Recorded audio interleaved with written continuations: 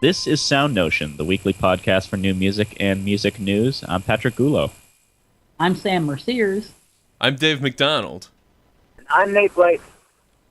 And this week we're happy to have Ralph Farris, violinist, violist, conductor, pretty much a Renaissance man, I'd say, Ralph. He's a founding member of the string quartet ETHEL. We're happy to have him on the show today. Hi, Ralph. Hi. Thrilled to be here. Yeah, thanks for coming on the show. Yeah. We're all big fans of ETHEL, actually, and we'll be listening to No Nickel Blues a little bit later on in the show. Very cool piece. So what's going on in your world lately? Right now we're enjoying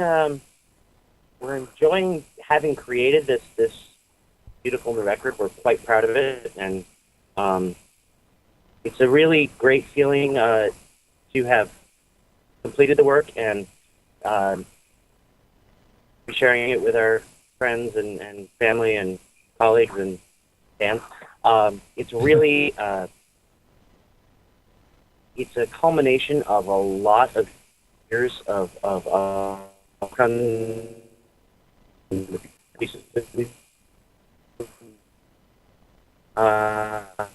we put forward on this record, and as sort of a statement of the work that we've been doing over the past 10, 15 years. It's music that some of it we've been playing since the very, very beginning.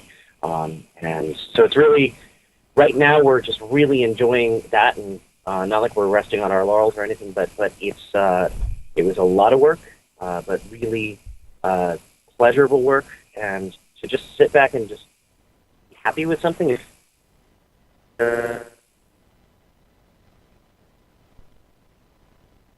So Ralph is breaking up a little bit. Is he breaking up for everybody else? I think it was yesterday. I was thinking to myself, wow, musicians never take time off. I am. I can do the headphones. It's not that. I think it's your internet connection. Okay, headphones come. Oh, boy. That's all right. That's not right. Hang on. Can you hear me now? Yes. We'll see. We'll go with this for now. All right. So I just got the itch upgraded, so that's just not right. So I was just thinking to myself a couple days ago that musicians never really take a break. We don't do weekends, even here on Father's Day. I'm sitting here thinking, wow, it's a Sunday. When was a Sunday ever a break? So right now, with regard to this new record, we're actually thinking not break so much, but let's sit and enjoy this and be proud of our work.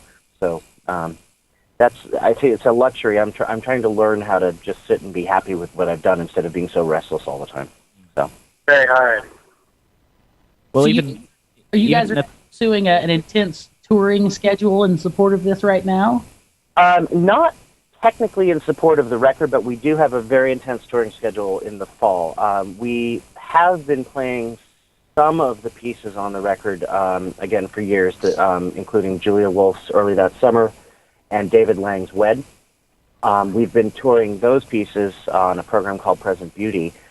We will continue to tour that program through next season, but in the fall, we're bringing on new programs, starting in October with a program called Tell Me Something Good, which is an overview of the joys of the 1970s, and we're bringing our good friend Todd Rundgren on the road with us for that program. So basically continuing featuring some of the works from the record, and then bringing new projects immediately, and building on further programs for down the road. So some of these recordings have been in the can for quite a while. Yeah, actually, I think we started recording in. Well, interesting. We started the very, very first recording, I think, in 2006 or 2007, and that would be for the backing tracks for the Marcelo Zarvos piece, which is called Rounds, and that's ETHEL playing with ETHEL. So we started that recording for a performance in either 2006 or 2007. We did the backing tracks, and then we've been performing that piece since. Then we went into the studio to complete rounds and to start Julia Wolf and all that, I think it was in possibly 2009, but at the latest 2010 is when we started. But yeah, we had been at this for a while, and again, playing the pieces for a long, long time. Yeah, I'll have to say I would love to hear these live. It's the two that you suggested as possible picks of the week. One for just to see if you can just watching you maintain that sort of dance beat for 10 minutes live would be something to see. But and then pulling off the one we ended up selecting as the pick of the week, the blues. Mm-hmm. That's in a way just as hard to pull off live because in the way it takes patience and not speeding up and staying in the pocket. Very interesting piece, but we need to save that for when we get to the pick of the week. I'd like to back up a little bit and talk about ETHEL a little bit more generally. Yeah. So for people that may not know ETHEL as an ensemble, how would you introduce ETHEL to somebody who's new to what you do?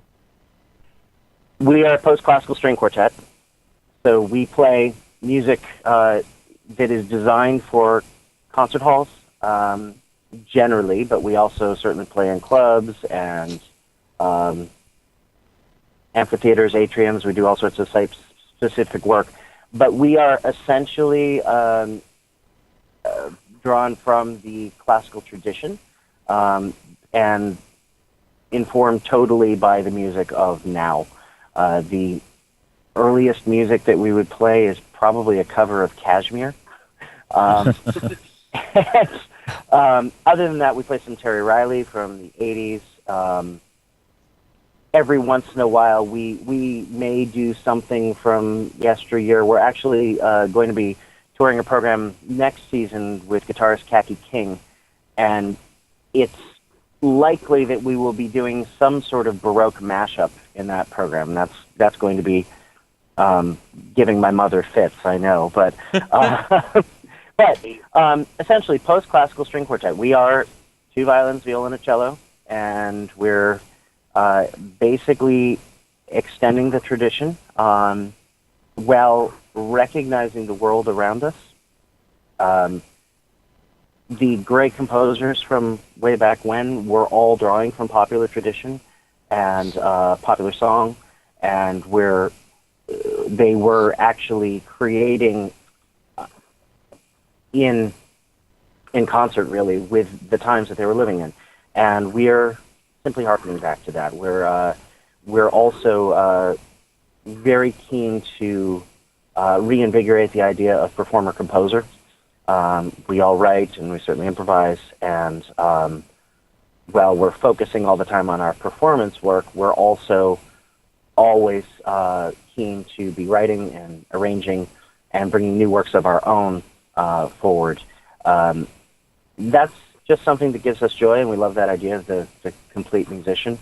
And not to say that a performer is incomplete, it's just our version of how this feels good is that particular model of writing, playing, and all the while just being with a keen ear to what's going on out there in the world, and in any single genre, any given music world or art world really is going to be of interest to us for one way or another. Great. Do you feel that this is there's more to do with ETHEL's mission, or are you accomplishing it? As you are walking down this path, what can we look forward to in ETHEL's future? That's interesting. In that we are driven towards a concert stage, there will always be that element there. So we are designing programs that will fit in such and such a fabulous concert hall.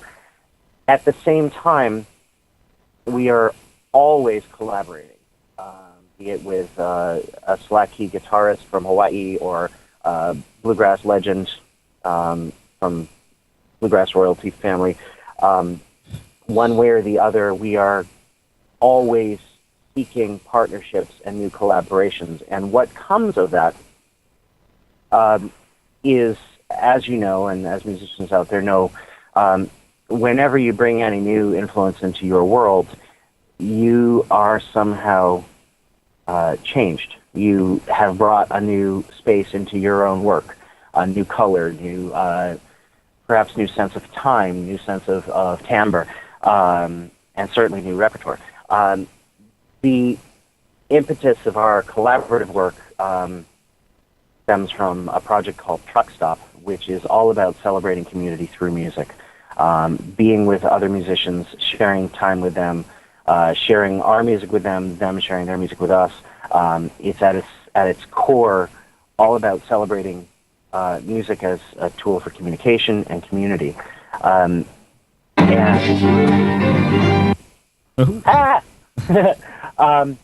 and so with Truck Stop, with our Truck Stop work, we are actively seeking these collaborations, and we continue to do this work, and that will definitely continue to show up in our world. Our Truck Stop techniques, as they stand right now, do inform our ongoing collaborations, even the sort of more traditional collaborations, like, say, working with Kaki King. She's a phenomenal guitarist, and she's sort of in indie rock, urban folk tradition, and she's got this incredible language that is all her own. And because of our work in Truck Stop and with other people from so many different genres, we have this way of going about things with her that will sort of seem distinctively ETHEL, I think, by the very nature of it, that there's a give and take to it. And our collaborators always just really excited about the process. I mean, they just enjoy working with string quartets, and they sort of they think when they start out that, wow, when is going to happen here? And there's always a pleasant surprise, I think, on both sides, that when we find our way in and find that common ground together, there's a great deal of joy. So as to how this is all going to show up in the future, we will continue to be collaborating with all sorts of fantastic people, and that so our touring programs will continue to be informed in those directions. I think there's new music coming from all of us that will continue to have some of these flavors from these other worlds we're visiting. After that, we will, of course, continue our traditional concert programming. We have a project called Home Baked, which is music from young composers and up-and-comers from generally our circle here in New York. And we are actively commissioning new music from these new composers, and that's an absolute treat. And we've got some amazing new music already from these folks. And yeah, I think that sort of Fantastic. answers. Well, it's actually funny that you bring that up, and it's in Home Baked project working with the composers from your neighborhood, and then if I'm correct in saying this, Heavy is all New York composers as well, correct? Yeah, for some of them have maybe moved to Connecticut, but yes, right. For the most part, the little LA here and there. You're New York composers at least. Yeah, yeah. And this is no slam against you guys, but one of the sort of missions of the show has been to find composers not in New York.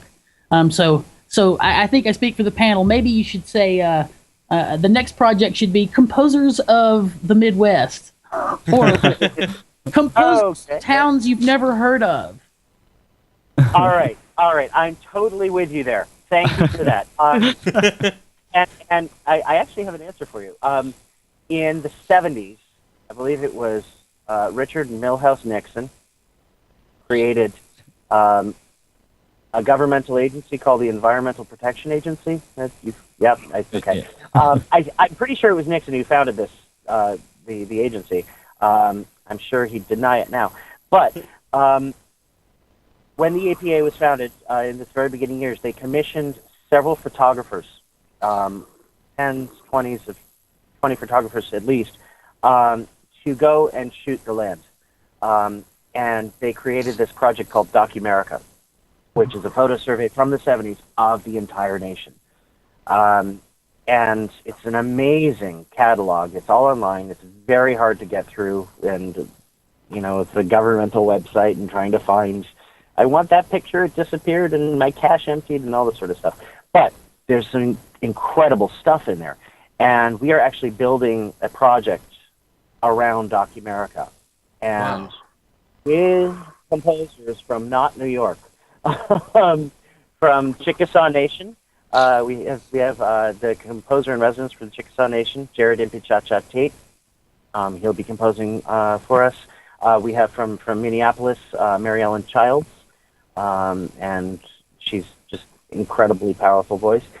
We have Hemo Williams from Chicago, who is very keen and focused on the situation of veterans, and he writes a lot of his music around them. And then we have Ulysses Owens, who's the drummer for the Kurt Elling Band. Ulysses spends some of his time in New York, but he's also got roots in Florida. And so we're very excited about that program, and we are keen to be sharing a voice of America through that work. And there will be other music coming from other places. We're working all the time, every season, with Native American kids, students on the Navajo Nation and the Hopi Nation. So they're not New York-based either.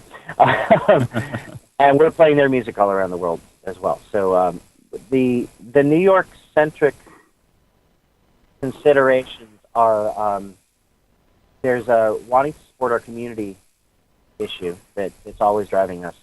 And at the same time, our management is always telling us, nobody cares about New York City. And that's something always to keep in mind. So I really appreciate your bringing that up, because New York is fabulous, and there's a wealth of great stuff going on here, but there's a much larger world out there, and we're always keen to find what's going on out there from other composers. Well, that's great to hear.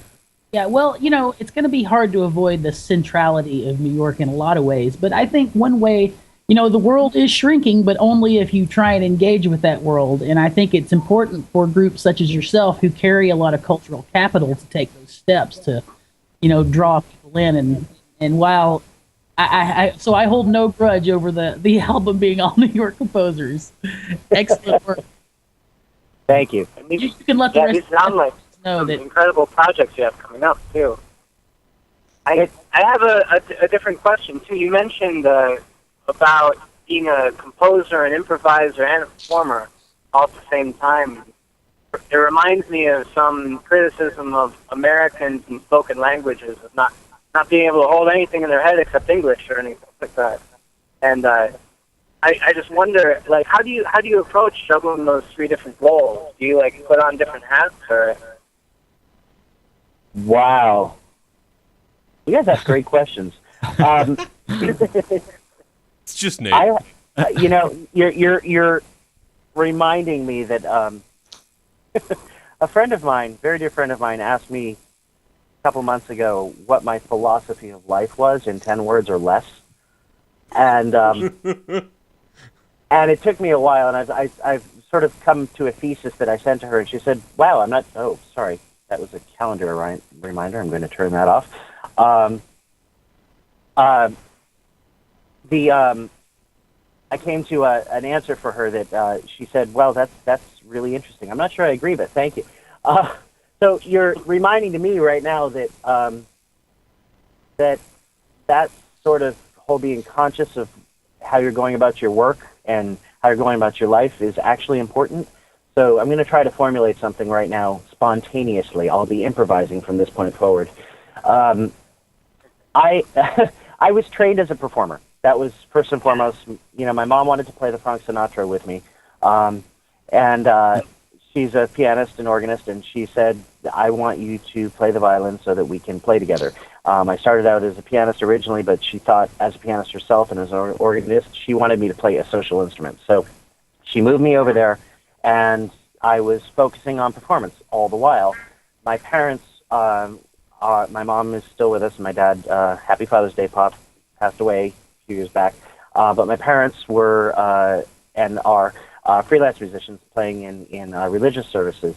And I always found myself playing improvised obligatos in hymns and stuff, and we're doing such and such choral work by John Rutter, and wouldn't you like to do something to that? And I didn't realize how tasteless the stuff I was doing was, but I was always improvising, actually in a sort of religious music context, which was very interesting.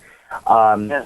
At that point, I started writing as well, but it wasn't truly until college that I started realizing, hey, I could be writing a lot more and spending time doing this. It hadn't occurred to me, which is a little strange. So I've got a couple pieces from way back when, improvising that I had been doing all along, but it wasn't really until college, and then just getting out of college and starting to work with my ETHEL colleagues and other folks in the New York scene that it all started to come together.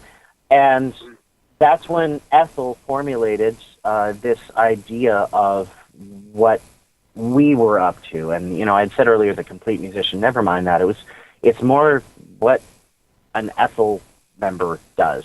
And so it's this three-headed beast that we're trying to play our instruments as well as we can.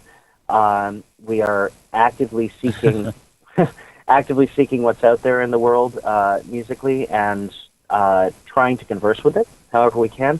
So that may show up as improvisation, certainly. And at the same time, we are looking to find inspiration to create our own original work.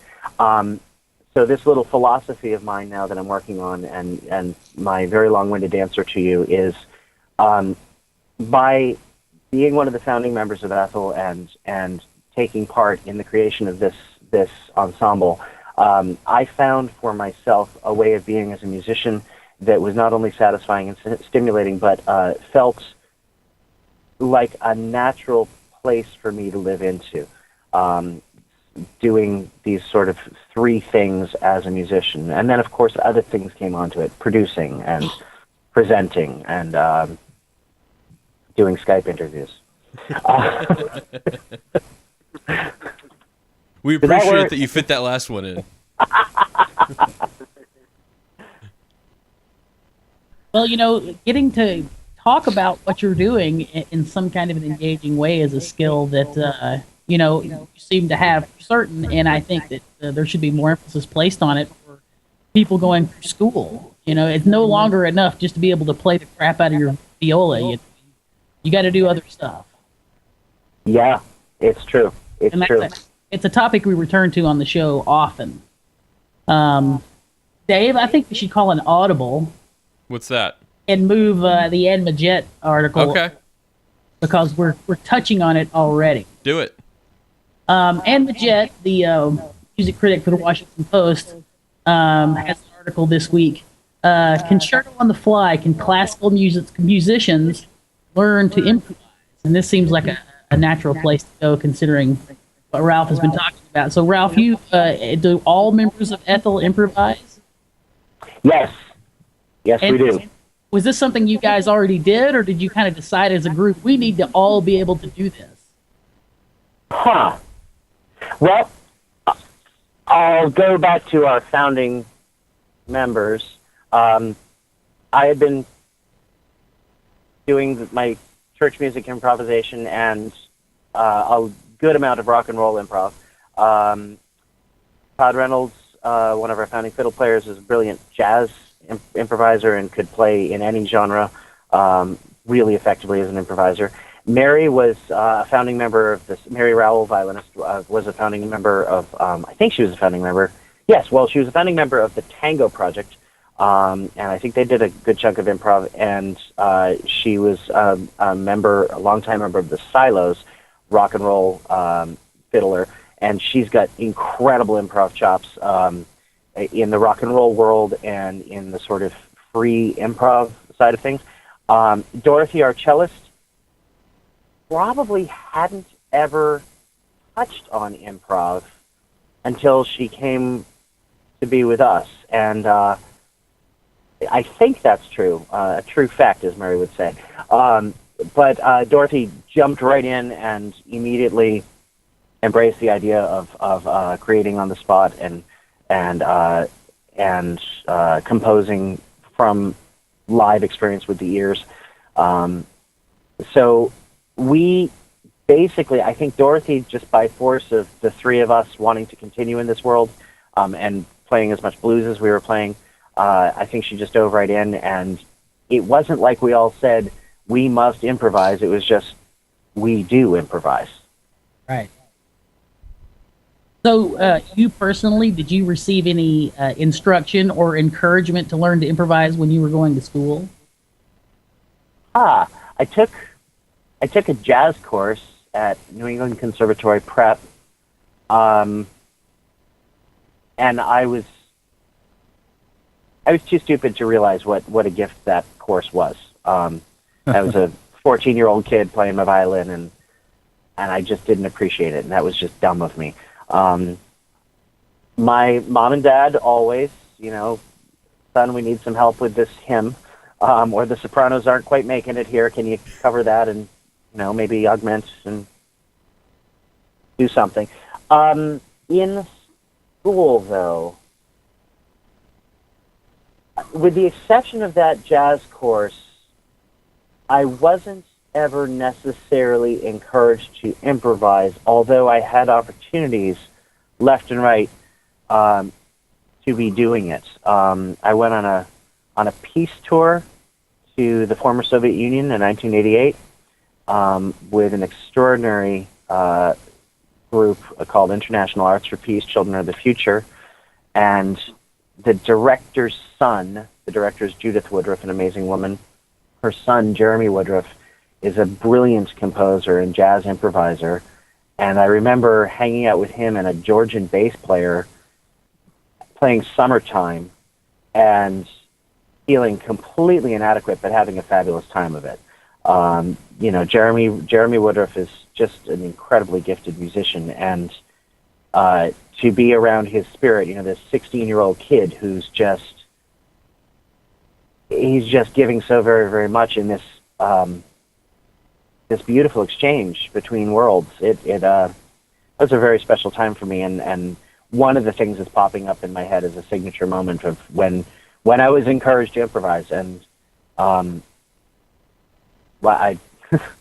hadn't thought of that for a while, so thank you. Well, one of the points that Anne makes in her piece is that classical musicians are rarely, and I would say this is true in my experience at least, encouraged to improvise, and it's certainly, in most situations, I say it's safe to say, in the academy, it's not a requirement for a classically trained musician to engage with improvisation at all, and even if they touched on it a little bit, not in any kind of really engaging and meaningful way. And her she sort of suggests that this is due to the weight of the canon. It's incumbent upon you to learn all this music and be able to do all these pieces on one rehearsal or whatever. It's just not time to cultivate, improvise environment. And I would add that in most academic situations, musicians are rarely encouraged to improvise, and you can take Hilary Hahn, sort of, she's the focus of this article.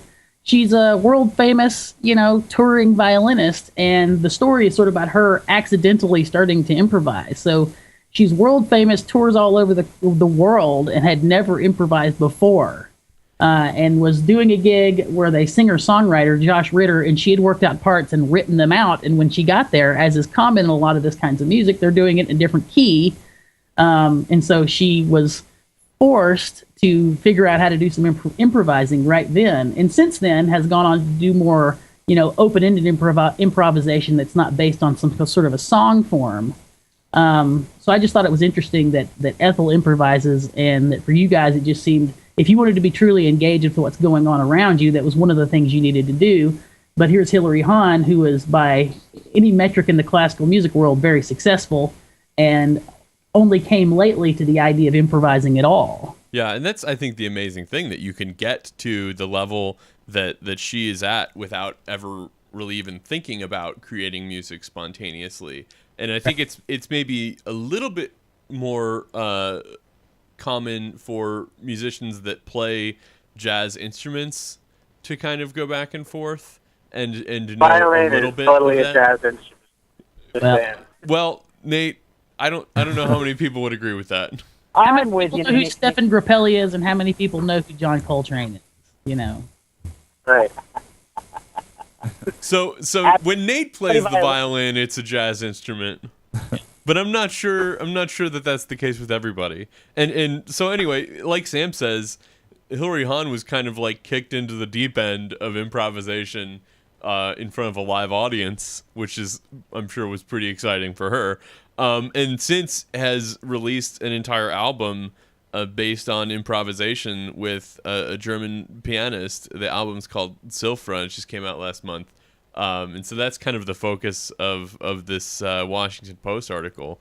And I wonder how often that is the case. Or I suppose it's probably more common for the classical musician to just end their career not having even attempted to improvise. Well, it quotes notable figures from the classical music world in the article saying, you know, one of my greatest regrets from my career is that I never learned to improvise. And I'd like to add, saying learned to improvise, yes, you need to learn to improvise, but a huge part of, quote, finger quote, learning to improvise is being willing to try improvising. I have a little anecdote from my undergrad here. When I was taking this group piano class, the person who was teaching it had gotten a master's in piano, but in primarily jazz piano at Juilliard, and he was telling us about how all of his peers basically could not for the life of them, the pianists, improvise a melody or put together a melody that they had heard. There were so many people who, there's a kind of famous melody that they need to harmonize or something like that, and they just could not do it without the music. I was really surprised to hear that. So even I don't know, Ralph, have you run into that? Yeah, I'm thinking there's a sad thing that somehow has happened in classical music past 100 years or so, I think, which is this disconnect between the actual sound coming out of your instrument or the noise you're making, however you're making it, and the dots on the page, as if the dots on the page are somehow, the gospel, sort of, and you're not actually quite appreciating that the dots on the page actually are nothing without you. And that's something that it took me a while to figure out, that that I've got this gorgeous Beethoven sonata I'm going to play, but it doesn't exist without me or without somebody else who's going to play it. And to figure that out and to put yourself in that equation as a performer, that's something that I think is missing in the conservatory situation, the conservatory educations today. It is only, for me, it was only when I realized I'm part of this, that this music doesn't exist without me, that I realized I had a say, that I had something to offer. And that's when I started to appreciate singer-songwriters and folks who don't read music, and people are just creating from their voices, going perhaps straight to record. That's when I started to realize there's something else going on there that I might be missing, that maybe I don't know everything there is to know about music just because I have this degree from this conservatory. Yeah, and that reverence for the dots and lines is something that we've talked about on the show before, and I think it's evidenced in just the language that we use to describe the dots and lines. We call that music. If you forget to bring your part to rehearsal, you left your music at home. Right? Your music's that's not your music, man. I know. Yeah. And I try to emphasize this distinction with students all the time. Music is sounds that you're hearing, and this thing is the score. Those are different concepts. They're related, but they're different concepts. And so it was really interesting to hear you say that. And like I said, it's come out in the way that we talk about the things that we do. Like you said, you didn't leave your music at home when you left the score at home. That's awesome. That is awesome. Just for the record, I would like to applaud Hilary Hahn. That is. Oh yeah. I'm so thrilled of her. I feel her pain the baptism by fire that she had to deal with. Yeah. Life gave her lemons, and she's really making some serious lemonade, and I'm really pleased for her, and I think by the strength of her example, we may be seeing a bit of a shift in the world around us. Absolutely. And just before we leave this, I want to end. There's a quote in this article from an administrator at the New England Conservatory, which says, "A contemporary musician who doesn't improvise is at a tremendous disadvantage in today's musical world." And I think that's absolutely true. Yeah. And in fact, we have another story about Hilary Hahn, just coincidentally, completely unrelated, is a project that she's just, well, I guess I shouldn't say that she's wrapping it up, but she is wrapping up the contest phase of her Encores project. She had she's been working on building a new repertory of solo violin encore pieces. And she has commissioned several composers that she knows. I think not all composers that she's worked with before, but she's commissioned a bunch of composers, and she wanted to then find some composers that she didn't know anything about. And so she put together her own kind of composition contest to write a short violin encore for concerts that she'd be doing over the next few seasons. And that has just wrapped up, and she has selected a winner. And there's a piece about the whole contest over at New Music Box by Rob Deemer. Friend of the show, Rob Deemer. Friend of the show, Rob Deemer. And it's a really interesting contest. She did everything the right way, and she figured out, how to do a composition contest that respects everyone involved. So she did a really great job just organizing the thing. The winner is Jeff Myers for a piece called "The Angry Birds of Kauai." Even if you mean it that way, that's a cool title that'll grab people's attention. You know what? I totally didn't even see the Angry Birds until I read that just now, and you guys laughed. Like, it was just, of course, the birds are angry. Think about the unintended search engine optimization you get out of a title like that. Seriously. Exactly. Do you guys know about the? Oh, I'm jumping in here. Sorry. Do you guys know about the bird situation in Kauai? No. It's hilarious. It's I'm gonna screw up this story, but evidently there was. I guess they have monsoons or typhoons in Hawaii as opposed to hurricanes over on the East Coast. Typhoons. So they had one of these big storms, and all the chicken coops on the island of Kauai were destroyed, and there was a massive redistribution of poultry all over the island. So they have poultry now. So they're poultry socialists. Yes, there we go. So there's it was a serious foul problem there, but there's chickens everywhere on Kauai, and it's so just charming and hilarious and cute, and I wonder if that's the reference in the title. A bunch of angry chickens. It seems like that would have to be what it is. Yeah. But the composer is from Hawaii. Okay. Or he lives in Hawaii. I don't think he's from Hawaii, but yeah. We should say that in Rob's piece on New Music Box, there's some transcription of his interview with Hilary Hahn, and there's also, is it Hilary Hahn talking to the winner? So there's a recording of Hilary Hahn talking to her. You can also watch that on YouTube. Yeah. And at the bottom of Rob's article, you can listen to his interview with Hilary Hahn as well. Right. So it's very well documented. Yeah. They did a great job, and again, Hilary Hahn did a great job of putting together this contest. There was no entry fee. She judged the contest herself. She said she got 400 some odd. Yeah, that's a lot of submissions. Her alone.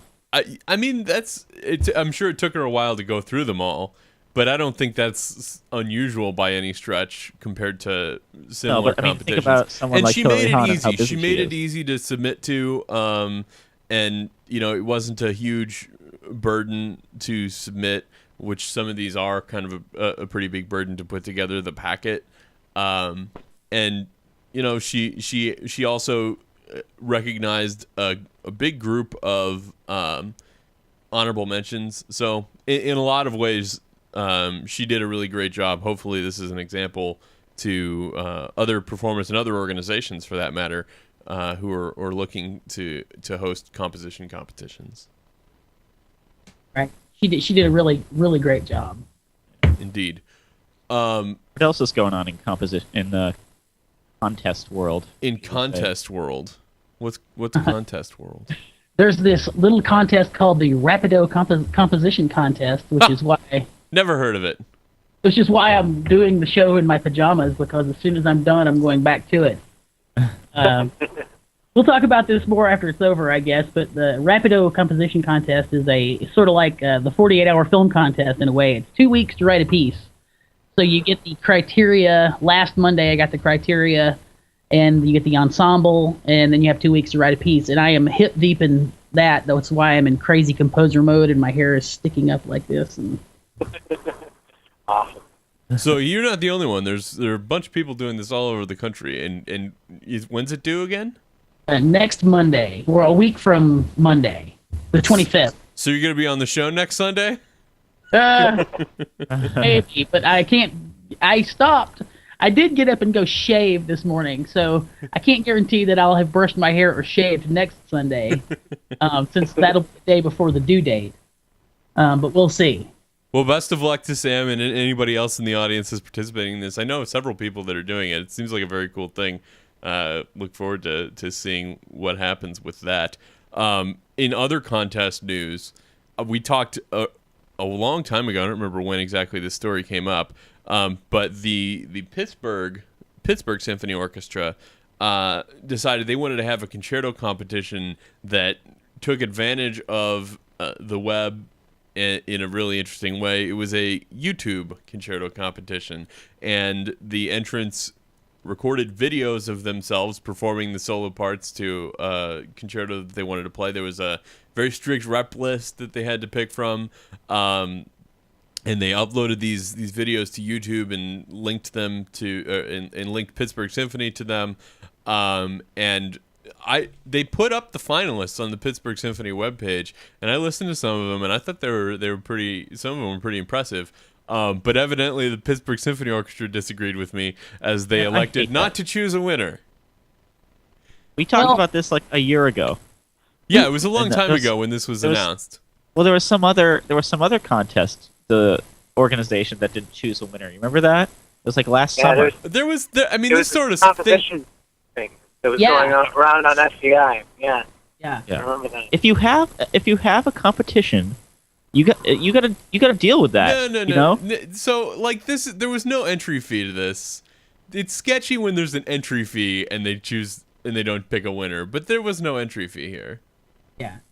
This was just Well, I YouTube don't know. and people looking at YouTube videos.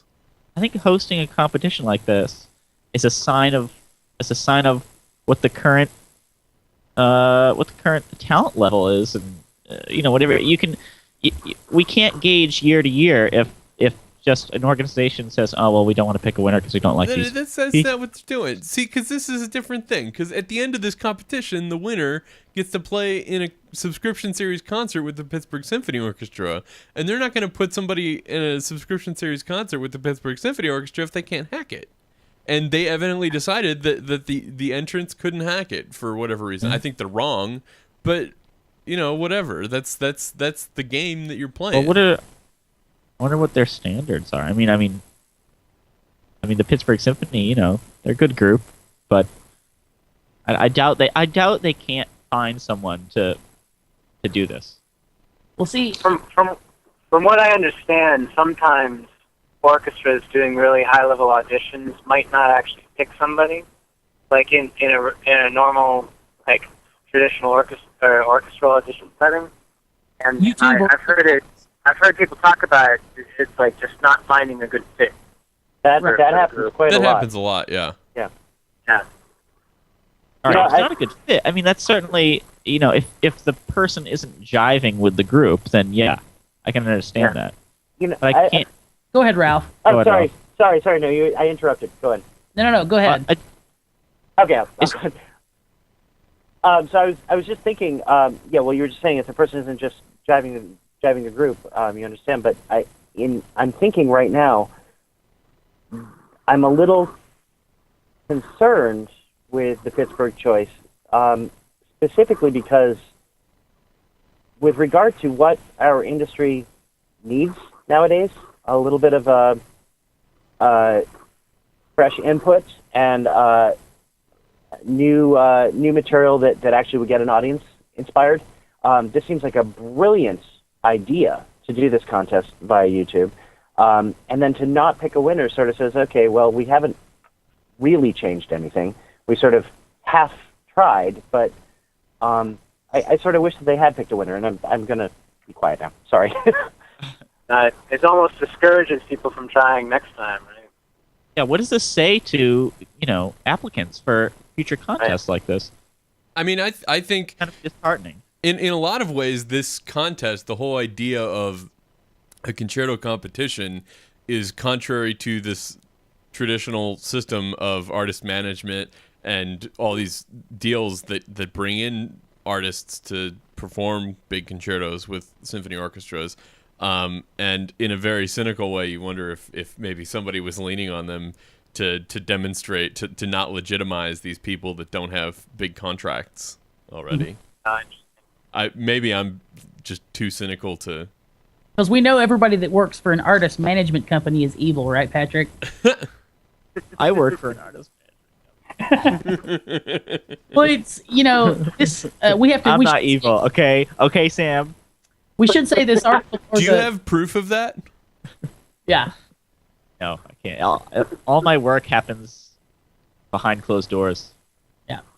So you could see Skeletons this as a between us. reaction against, like, the hegemony sort of artist management companies, right? And to me, it would have, and I agree with Dave. I mean, of the people that I saw, surely you have somebody that could get through a Tchaikovsky violin concerto or something, But I think it's a friend of the show, Drew McManus, is the one who we're getting this from. His on adaptistration.com, and he ends up the article with saying, nonetheless, Pittsburgh Symphony Orchestra's decision to refrain from declaring a winner might be enough to spark more than a few self-satisfied chuckles among artist agents, and that's what we wanted to avoid. Like Ralph said, we wanted to show. There's plenty of talent out there, and there's all kinds of new ways of getting our hands on it, and I think Pittsburgh just dropped the ball. As from a marketing standpoint, seriously, even if the person got up there and couldn't hack it, do a movement of a concerto. I don't know what the rep was that people were playing, but just do something that recognizes that you as an organization took a very serious step forward to actually join the century and to be part of the world going around you. And for the industry, what you're giving to the orchestral community is massive. And seriously, I don't care about your quality control. I care more that you're actually doing something to help all musicians and our greater world. Yes. And, yeah, it's a great point. And I don't remember if it was on Adaptistration or somewhere else, but I remember I read somewhere somebody commented, would it really be that much worse than, the raffle or the auction to have some schlub from the audience come up and conduct the Stars and Stripes Forever or whatever it is you do? Would it really be that different? I think not. Yeah, it's this idea of the standard that has been killing our world for so many years. It's if you're not part of the academy, if you're not living in the ivory tower, you have nothing valid to say, and people are wondering where the audiences are going. Yeah. There's no mystery there. There's no mystery there. I mean, what's the worst that could have happened? It's weird when you've gone to school and you see these virtuoso factories cranking out violinists that are all really good players, and to think they couldn't have picked somebody. I mean, I've seen, I don't know how to pronounce her name, but Martha Argerich? Is that how you say it? No, I don't know. Argerich. Yes. I've seen her stop cold during a performance, have a memory lapse and have to start over. And she's who she is, it's not like, and that's like the worst thing that could happen. So, they just shot themselves in the foot, I think. Oh, well. I wonder, has anyone from the popular or the rock media picked up on this? Is this just within our world right now. We're talking about it. I'm just wondering if sort of the bigger picture that's outside of the classical world has noticed and said, hey, look at them for sort of giving it a try, and then... I'm sure... Well, it's kind of like, American Idol or what is it called? America's Got Talent, those kind of shows. Yep. The one with the X's. Yeah, the X, whatever it is. And you know what? Sometimes the finalists on there screw up. Yeah. Yeah. Okay. Well, and Ralph, I think you bring up a good point. They got a lot of press initially for doing the concerto competition, and I can't imagine they're getting that much, if any, for not picking a winner. Yeah. I mean, what if they were to actually take this initiative? Man, that's really cynical. They got all the press just for announcing the contest, and then they're not doing it. I mean, what if they were to choose to actually make this an annual event, that come what may, we're going to pick a winner out of everything that comes, and, okay, first 2 years we might not get the best of the best, but guaranteed, the world is shifting, folks. It's going to start getting awesome, and if the Pittsburgh Symphony is leading this charge in this way, look what they could be doing for the world. And, wow. I can't believe I'm on a live discussion listening to the Pittsburgh Symphony. Wow. Okay. I have a sense that I do know that there in a big way, the artistic integrity of the institution is probably what drove this call. And so rather than sitting here, for my part, complaining about that choice, I would like to actually recognize for just a moment that the committee, whatever it was certainly first and foremost considering probably, well, how can we best represent this artistic endeavor? And I recognize that there's a lot going into that, but I also submit that artists, musicians, don't necessarily consider the larger picture. Yes, you are doing something that must have integrity. Your work has got to be pure and true and honest, and it's got to be of the utmost quality. But at the same time, you've got to connect to people, and you've got to be able to keep your product alive and viable. And if you are not actually following through on something that could, in fact, open up doors for all of us, I submit you're doing us all not as well as you could. Yeah. They're behaving as if what they're doing is still the undisputed music with a capital M holds the cultural authority, and if they've decided that nobody's good enough, then that's the final word and we shouldn't question it. Do you guys want to bail on a couple articles here real quick? I'm thinking of cutting 5 and 7 on there and just mentioning 6 real quick and going to the pick. What do you think? Yeah, sounds good. I think so. So we can come back to 5 next week. Yeah, but mention 6 and then so if you would like to read ahead in your SoundNotion preparation that everyone does, we had a great article, and this is going to be real old by the time we talk about it next week, but it was the very beginning of this week about the relevance of the idea of music journalism, and that's over on Overgrown Path. So if you check out Overgrown Path, read this article. It's titled something like "Music Journalism is what is it? A redundant concept. Is now a redundant concept." So check that out over at Overgrown Path. We'll talk about it next week. I do want to mention just briefly, we talked about an issue of a Wagner concert in Tel Aviv, Israel, and how it was a big controversial issue. And pieces have been done by Wagner. Wagner pieces have been done in Israel, but this would have been the first, all Wagner concert. Well, I don't know if this would have been. I don't know if Wagner has Wagner been played in Israel? Yes, they've done it as an encore, haven't they? I don't This remember. Wrong encore. Well, so anyway, encore. there's a big issue. Get the 3 hours. You want more? Okay, here's Wagner. Get out! So anyway, there was a big issue of performing this concert in Tel Aviv, and there were enough people that were upset enough about it that it actually is indeed canceled. So that's a no-go. Apologies to any of our Israeli listeners who were hoping to go to that concert or protest that concert. You can now do neither. So, does anybody have any comments on that before we move on? I'm glad they cut the concert. Yeah. Yeah.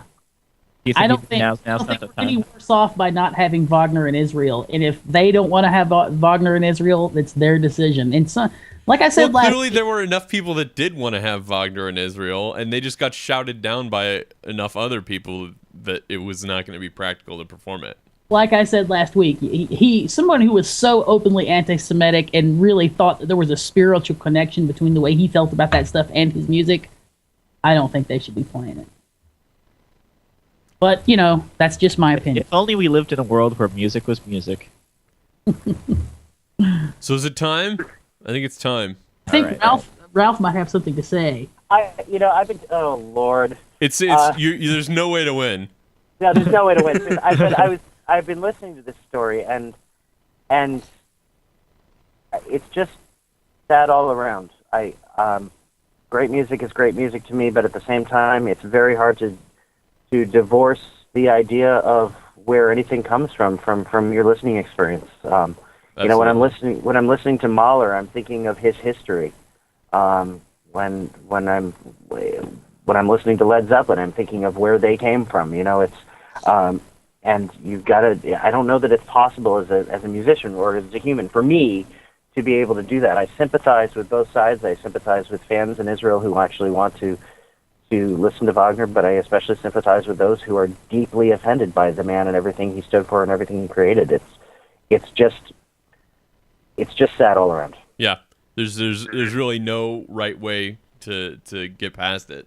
It's just a really tricky situation.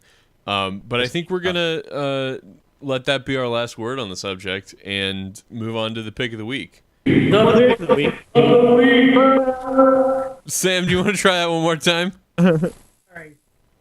The pick of the week. You didn't do it. All right, screw it. Oh, that was so much fail. Yeah. So much fail. Epic fail. So our pick of the week this week, of course, as we mentioned earlier, is from ETHEL's most recent album, Heavy. And this is really kind of not what you might expect. It's called No Nickel Blues, and we didn't write the composer's name down. Sam, why didn't you write the composer's name down? Who wrote this piece, Ralph? John King. John King, thank you. John King, who's kind of Ethel's baby daddy. Okay. John King wrote the music, the very first music that we ever played together. Oh, wow. So to bring him out on this record is very cool. And a bit about the piece, it's called No Nickel Blues because for all you theory folks out there, you'll note there's no dominant. There's no classical. Actually, it's cool because in the blues tradition, the 5-chord was not a necessary component. A lot of times it was just moaning about your problems and oscillating between 1 and 4, you know? When I'm out about my problems, that's what I do. Yeah. Oscillate between. So tell us a little bit, how would you introduce this piece to somebody, Ralph? Well, it's the blues. You'll definitely hear it's the blues. It's also it's a really loving tribute, I think, both to John and to our now retired founding member, Mary Rowell. The piece starts with just classic Mary solo. It's just straight ahead, beautiful, touching, weird, and incredibly effective. A little bit sparse, but just so very, very Mary. If you know Mary's playing, you know it can be nobody but Mary playing this solo. And we were given the piece a couple years ago, and we had tried it several different ways, and it was actually, I think, Mary who came to the idea of just slowing it down and taking it easy and just being mellow with it.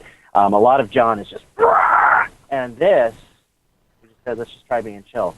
And it was really quite an experience to put it together. It's just a really lovely groove, and and also just a little tidbit for you, for those of you who actually have the CD.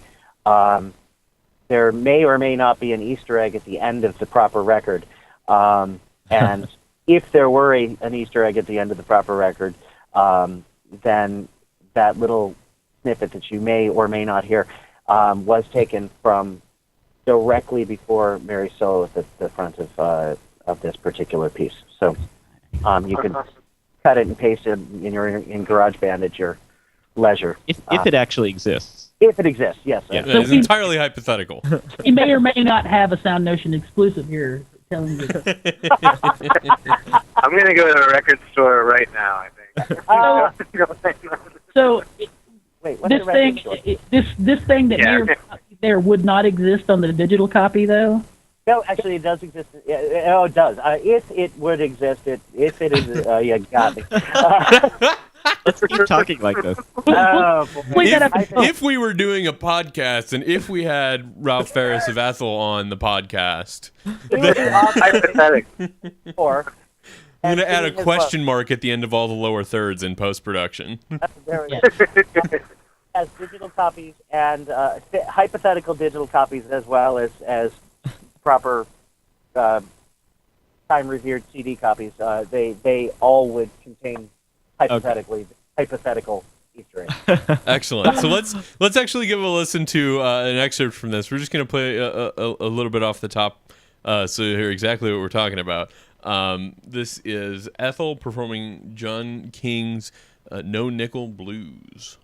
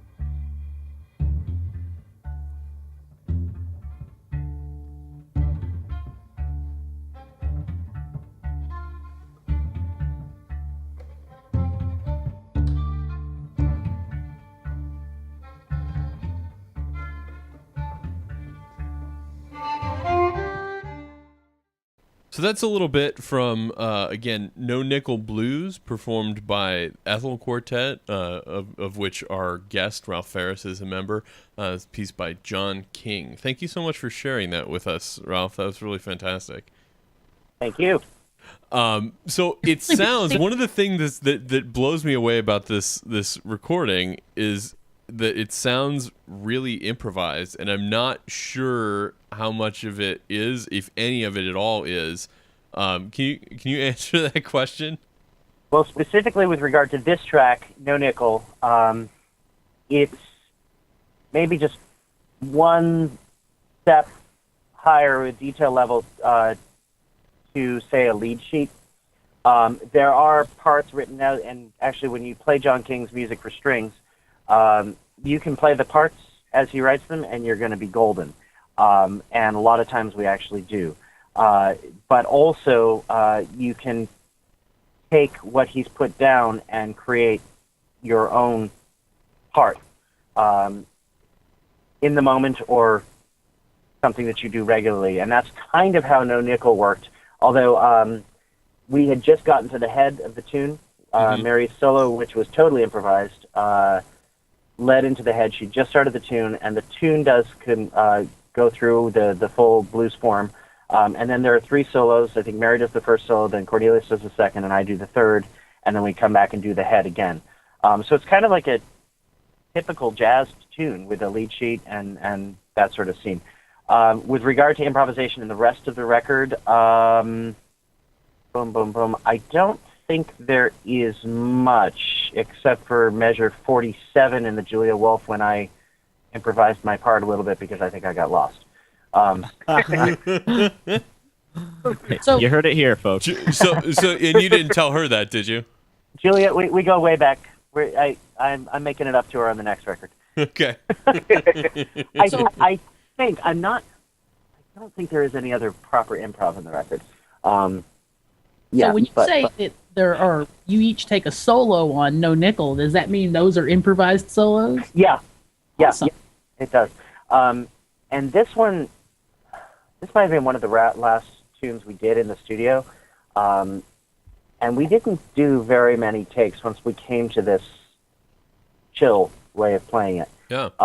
And the solos, I remember just sitting, the four of us, and with our dear friend and co-producer Dave Cook, just sitting there listening to the takes and saying, wow, this is just a good place to be. And, you know, hearkening back to what I had said about just feeling good in the space of having created this record and feeling good about ourselves, that moment, sitting with my colleagues in what was going to be the last recording session with Mary, was really beautiful for the four of us to say, wow, we've done some work here that we can feel good about. And it's a special thing for all of us.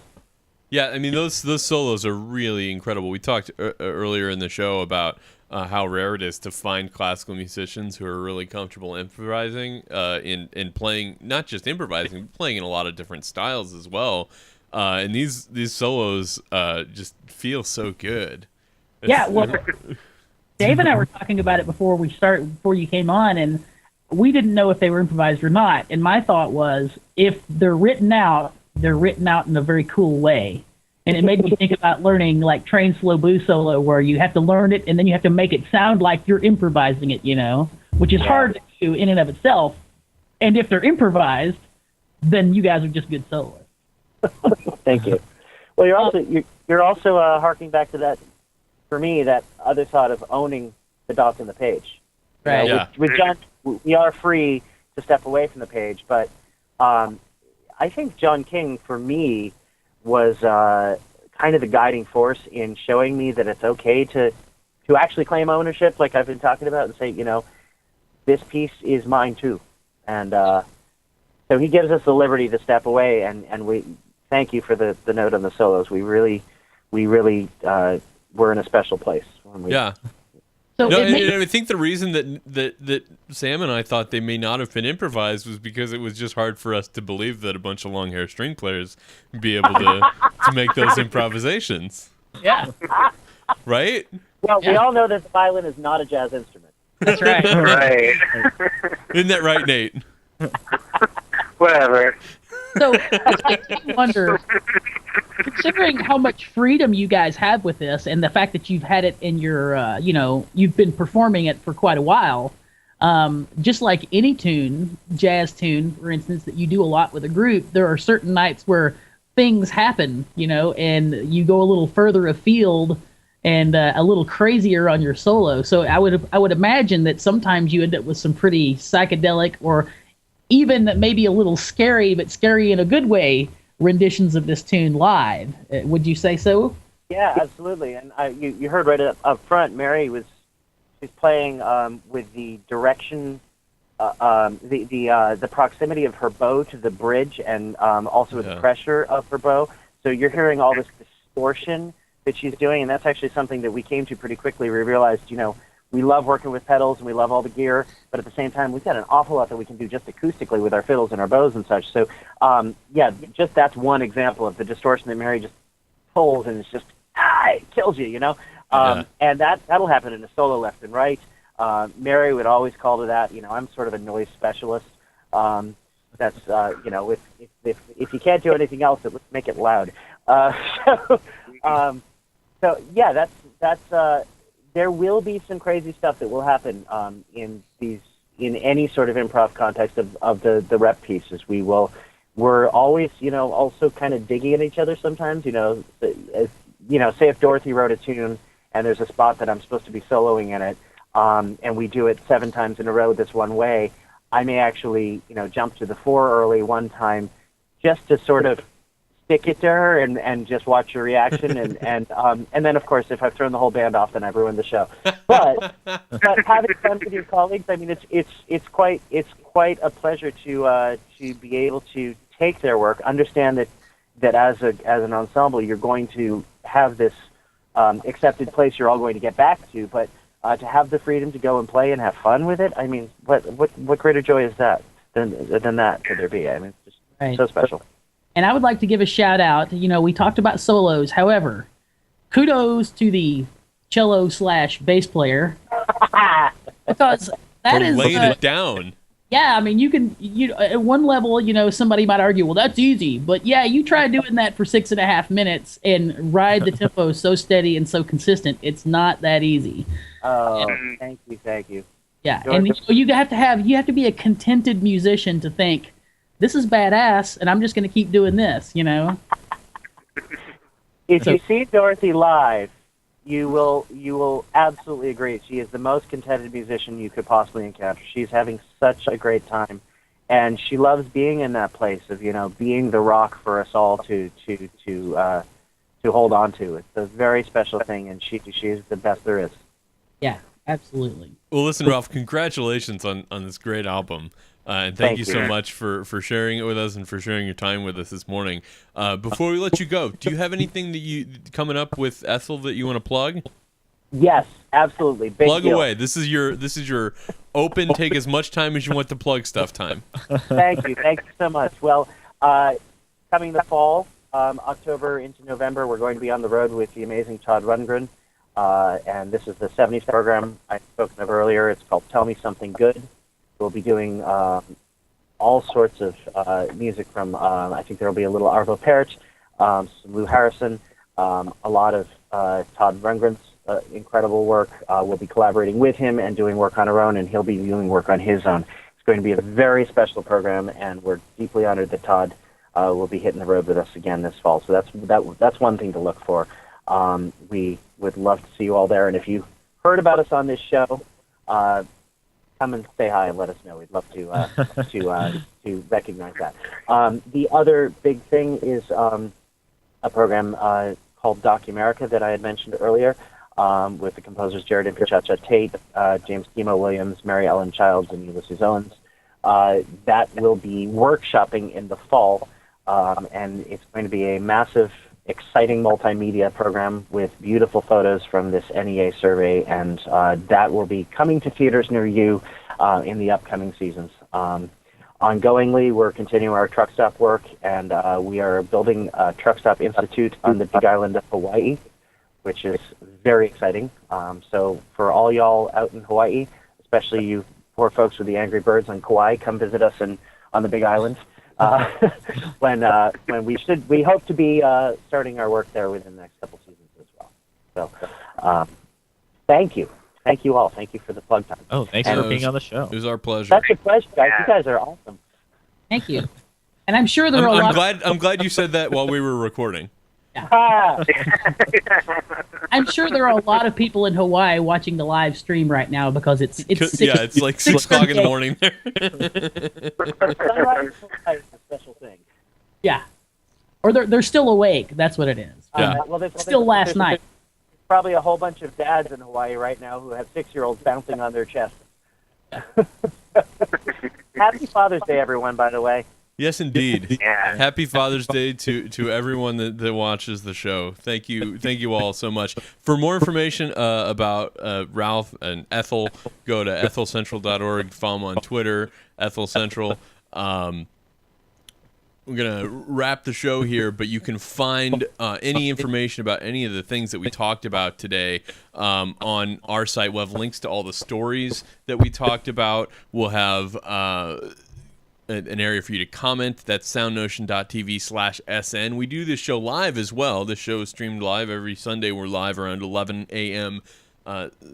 Eastern time, though we may switch that up next week. Next week, our guest is Jeremy Denk. Is that right, Patrick? That's correct. So Jeremy's going to be joining us from somewhere in California, and understandably would like to not start the show at 8 o'clock his time. So we may push the time back a little bit. Stay tuned to us on Twitter. We're at SoundNotion on Twitter. If you have any comments on this show, and you can share them with us on Twitter. We certainly got to spend the last hour sharing our opinions on things and probably upsetting lots of people. So if you'd like to respond, find us on Twitter or Facebook or again on our site. This show and all our shows, of course, are available in the iTunes store, so be sure to go there, subscribe for free, download every episode automatically to whatever device you rock. SoundNotion's introduction includes music by our own Patrick Gullo and video by Tyler Lepp. Thanks again for watching, and we'll see you back next week.